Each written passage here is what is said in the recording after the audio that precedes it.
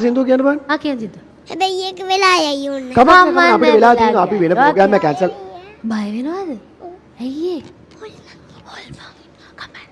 මම බොහොම බය වුණා. මගේ පනේ පා වුණා. තේ දුලහඬ හොල් කර මාව හසුණා. මම බොහොම බය වුණා. මගේ පනේ පා වුණා. තේ දුලහඬ හොල් මන් මාව හසුණා. මම උස්සරේකට ගියා සින්දෝ කියන්නේ. මම අපසු වෙන්න ලැබුණා ජාමේ දුලහඬ.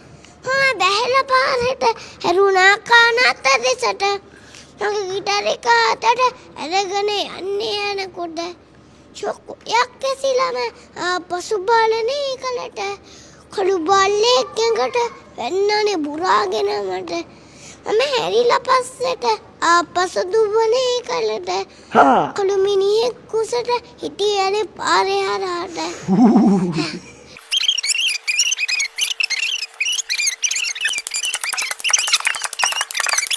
හොඳ නෑ පාරේ නටන්න අපි යමුකෝ එහාට ගියා මිනි කන අත්තට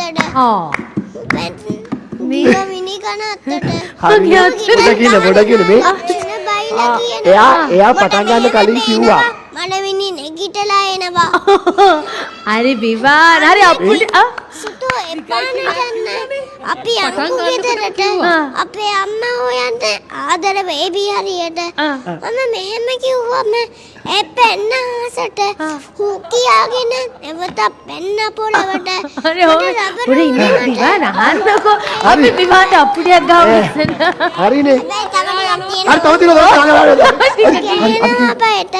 අගේ දද්දේ කත්තිකයි ඇස් දෙක ගිනි ගොඩක් වගේ මම පෙන්න ආසට ගිටාර එක ගත්තු තේකට දුන්නා ඔළුවට ගිටාර එක කැලි හැලෙන්න මේ ශබ්දය ඇසිලා කුර කරුවනේ ගිටලා මට වතුර පොවලා ගැස්සුවා ගෙදර ගිහිල්ලා මේ විස්තර අහලා අපේ අම්මා මයි වෙලා මට බලියක් කරලා අත්තමාව බේරලා මම බොහොම බය වුණා